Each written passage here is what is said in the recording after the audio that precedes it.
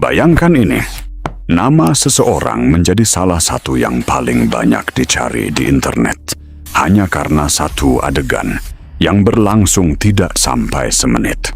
8 tahun berlalu, dan nama itu masih bertengger di puncak. Padahal orangnya sudah lama pergi dari industri itu. Ini kisah tentang Mia Khalifa, bukan sekadar gosip, tapi cerita tentang keluarga yang berjarak, ancaman nyawa, kontrak yang timpang, dan pertanyaan besar soal siapa yang sebenarnya diuntungkan dari ketenaran macam ini. Kalau kalian mengikuti Mia Khalifa hari ini, kalian mungkin mengenalnya bukan dari masa lalunya, tapi sebagai komentator olahraga dan figur media sosial dengan puluhan juta pengikut di TikTok dan Instagram. Ia sering membahas masa lalunya dengan nada bercanda, sekaligus memakai panggungnya untuk bicara soal eksploitasi perempuan muda di industri hiburan dewasa. Tapi untuk sampai ke titik ini, perjalanannya jauh dari mulus. Nama aslinya bukan Mia Khalifa. Ia lahir tahun 1993 di Beirut, Lebanon, dan pindah ke Amerika Serikat, tepatnya Maryland, saat masih anak-anak. Keluarganya konservatif. Ia kuliah sejarah di University of Texas, lalu pindah ke Miami setelah lulus. Di sanalah sebuah rumah produksi konten dewasa bernama Bang Bros menemukannya.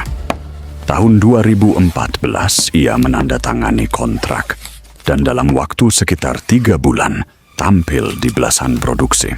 Ia berusaha merahasiakan ini dari keluarga dan lingkungannya. Tapi rahasia itu tidak bertahan lama. Bulan Desember 2014, dalam semalam, ia menjadi performer paling banyak dicari di salah satu platform terbesar dunia, gara-gara satu adegan yang menampilkan hijab. Ironisnya, ia sendiri bukan seorang Muslim. Video itu viral dan hidupnya berubah total. Keluarganya membuat pernyataan publik yang menjauhkan diri darinya, menyebut tindakannya tidak mencerminkan nilai-nilai keluarga maupun asal-usul mereka. Di banyak negara Timur Tengah, isu seksualitas dan ketelanjangan adalah hal tabu. Bahkan pornografi dilarang secara hukum di sejumlah tempat. Bagi banyak perempuan Muslim, hijab adalah simbol keyakinan dan tradisi, sehingga adegan itu memicu kemarahan luas.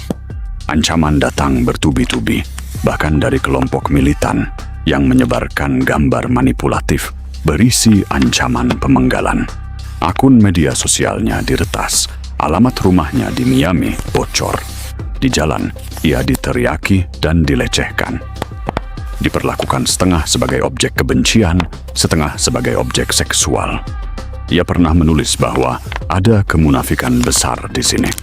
Orang-orang senang menonton lewat layar, tapi menolak menghormati manusia di baliknya, apalagi mengakui haknya sebagai pribadi. Sejumlah peneliti budaya yang mendalami studi pornografi menyoroti paradoks ini.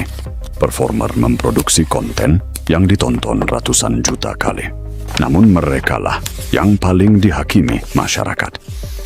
Pertanyaannya sederhana, dengan hak apa publik merasa berhak merendahkan mereka yang justru memenuhi permintaan publik sendiri?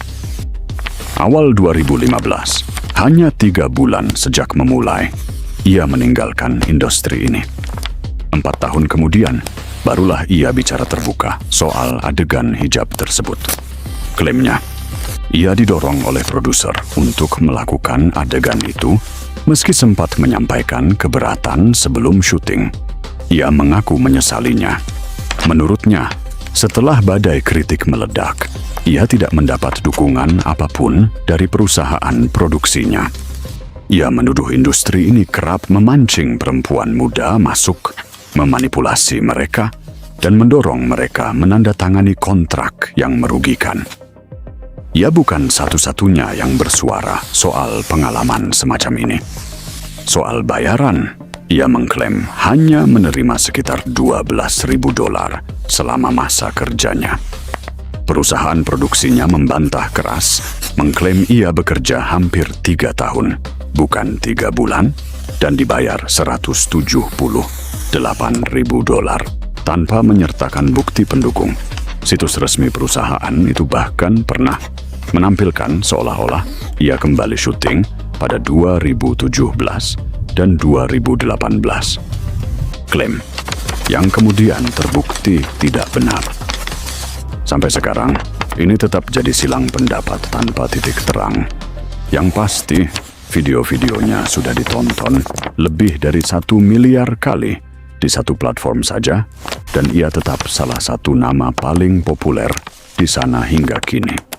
Sementara, ia sendiri tidak mendapat bagian dari keuntungan penyebaran ulang kontennya. Tahun 2020, ia bahkan meminta agar video-videonya dihapus dari berbagai platform. Kasusnya membuka mata soal pola yang lebih luas.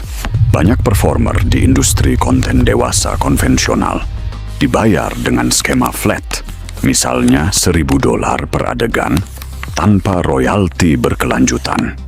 Beda jauh dari musisi yang bisa terus mendapat penghasilan dari setiap kali karyanya diputar. Keuntungan jangka panjang biasanya mengalir ke rumah produksi dan platform distribusi, bukan ke performer. Dari sinilah muncul gerakan produksi konten dewasa yang lebih etis, memastikan hubungan konsensual, performer dewasa dan sehat, serta kebebasan memilih pasangan syuting sendiri. Tujuannya menciptakan koneksi yang lebih otentik, bukan sekadar transaksi. Salah satu produser terkemuka di ranah ini adalah seorang sutradara asal Swedia. Namun konten semacam ini biasanya berbayar, dan menariknya, banyak orang justru menganggap ide membayar untuk pornografi sebagai sesuatu yang lucu. Ini mencerminkan masalah lebih dalam. Gratisnya konten dewasa selama ini membuat orang lupa menghargai produk dan orang-orang di baliknya. Dalam sistem ekonomi kita, membayar adalah salah satu cara paling nyata menunjukkan penghargaan itu. Sampai hari ini, jejak digital masa lalunya tetap ada. Video-video lama, bahkan situs tak resmi, atas namanya yang tidak memberinya keuntungan sepeser pun.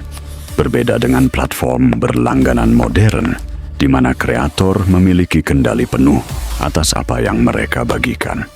Di platform semacam itu, ia lebih memilih membagikan momen keseharian, bukan konten eksplisit. Sebagai bagian dari usahanya membangun ulang citra diri, jauh dari bayang-bayang masa lalunya. Kisah ini pada akhirnya bukan cuma tentang satu nama. Ia menyingkap betapa kejamnya sebagian sistem industri hiburan dewasa bisa memperlakukan perempuan muda, dimanfaatkan di satu sisi, lalu dihakimi habis-habisan oleh publik di sisi lain. Pekerja seks adalah pekerja. Barangkali sudah saatnya kita, sebagai masyarakat, mulai mengakui itu, mengurangi stigma, dan mendukung produksi yang lebih adil, sembari meninggalkan pola pikir menghakimi yang sudah usang.